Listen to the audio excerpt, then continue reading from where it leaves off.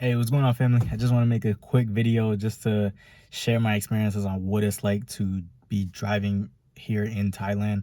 Some things that you really need to watch out for when you guys first come here. If you guys plan to, drive a rental car or even a motorbike. Yeah, just gonna share some of the similarities of what it's like to kind of drive in the States, and then yeah, a lot of the differences and things that you really, really got to be careful for. So first things first, obviously Thailand, drive on the right side of the vehicle. So that's probably the biggest adjustment, is driving on the opposite side that you would in the West. Depending on where you're coming from, of course. In America, we drive left side of the car, right side of the road. Here is the opposite, so right side of the car, left side of the road. So getting used to that, getting used to the boundaries of the vehicle is probably the biggest thing that you're gonna get used to when you first come here. Um, and depending on where you guys are staying, dictates on how the difficulty of driving. Like if you guys are driving in Bangkok, like I currently live in Bangkok, so driving in Bangkok can be a nightmare at times just because the sheer amount of people that live in Bangkok and the amount of vehicles that are coming in and out. The biggest thing that you guys need to watch out for is obviously like the motorbikes, because driving a scooter here is like one of the main forms of transportation. If you guys are able to drive a vehicle, I would highly suggest that, just because it's very, very dangerous with the amount of people that are driving on the roads at the same time. If you guys have access to, let's say, MRT, BTS, like the either the subway or the SkyTrain, highly recommend taking that. If you guys are gonna be driving a motorbike, just be very, very careful. I would say that the average Thai person drives well. Like I've driven in almost every major city in America, and driving in Thailand, they're actually pretty good drivers. They don't beep a lot. Like in New York, you can be at a red light for not even a second and you got somebody already beeping at you. Here, it takes a lot for somebody to beep. Like the city is actually kind of quiet when it comes to that, when it comes to beeping. But yeah, just the sheer amount of people that are here, you really need to be careful. And a lot of driving in Bangkok is like almost the best analogy I could put it is like playing the video game Grand Theft Auto without a map. So just trying to get around, and the amount of construction that they're doing here, it's very difficult for the GPS to keep up.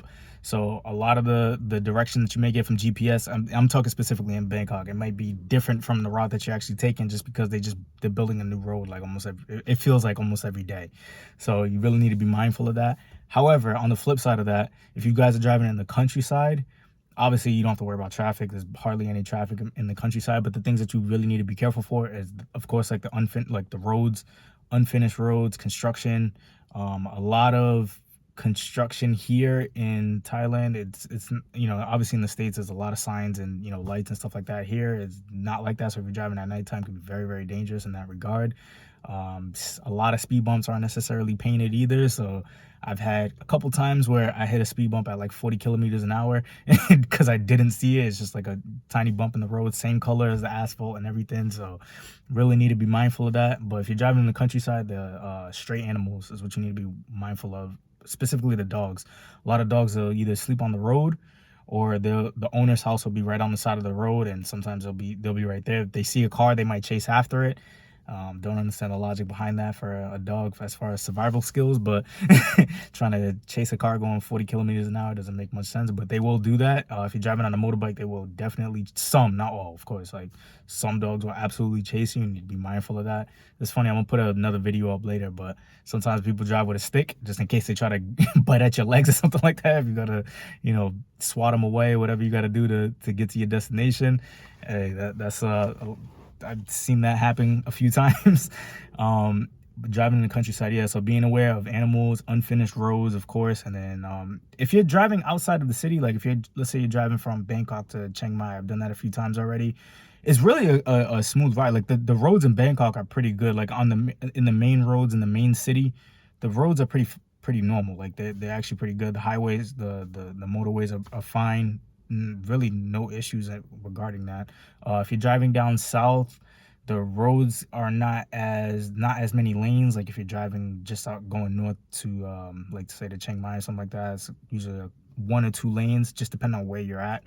I've driven as far south as Khao Lak, And driving down there, it, like, again, the scenery is beautiful. Like if you guys want to take a night, like if you guys enjoy driving like I do, like driving places is amazing, because you see different, different landscapes.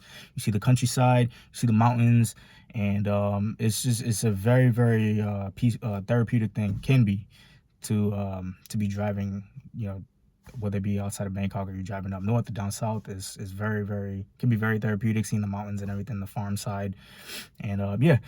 And as far as, let me see, what else did I miss? As far as going up north, you got to be careful of driving in the mountains. Just being aware of landslides. Haven't personally have been, witness a landslide, but they do happen on occasion, and especially if you're driving in rainy season, can be, it can become dangerous at times.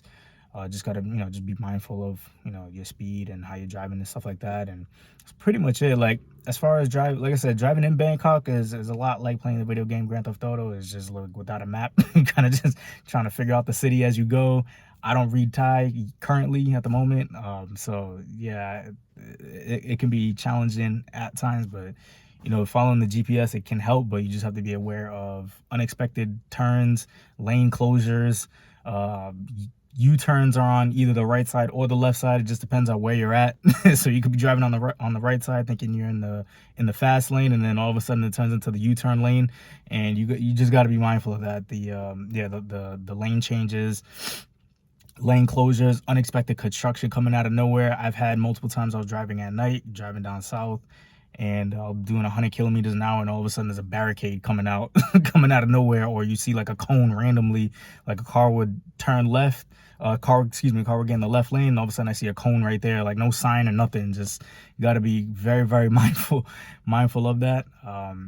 And yeah, but aside from that, yeah, driving in Bangkok can be hectic, but if you're driving outside of the main province, it's very, very normal. I've driven in Chiang Mai multiple times, and it's pretty normal out there aside from the traffic at times, but it's like driving in almost any city in America for the most part. It's not overly complicated. You can pretty much get to where you need to go in a relatively, with relative ease.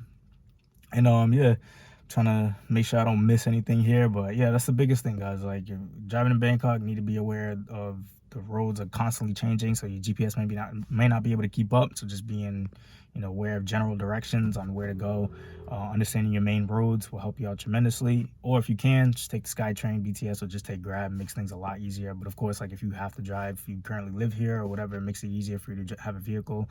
It's perfectly fine. Just be aware of those challenges. And yeah, that's pretty much it, guys. Hope this video helps kind of try to break down some of the things you need to be aware of, and some of the dangers that might come with driving in Thailand. I've been driving here for a little over a year now.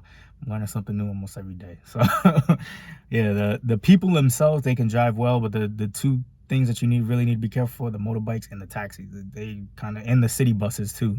City buses, they don't care. They will turn into you. They have no problem. Like they at the end of the day, it's not their car, their vehicle, so they don't care if they bump into you or whatever. I've had that happen multiple times where they almost hit me, and they're gonna go. They're not gonna give you the right of way. They're just gonna, take the lane. So be very, very mindful of that. So yeah, the cars, the taxis, the motorbikes, and yeah, the buses, the city buses. But the regular, regular Thai person that's just going to work every day, they actually drive relatively well. Like for the most, especially being in a major city with this much amount of people, they actually drive pretty well. Like, it's not overly, they don't make it overly complicated. It's just really just being mindful of the motorbikes and the taxis. They have, like, they almost live by their own rules. So yeah, be very, very mindful of that. Hope this video helps. If you guys made it to the end of this video, I sincerely appreciate it. Please like and subscribe to the channel for more content. If there's anything that I miss or anything that you guys want me to cover, please put it in the comments below. I genuinely appreciate it. I'll cover it at a later date. Love you guys. Thank you so much, and I'll see you in the next one. Take care.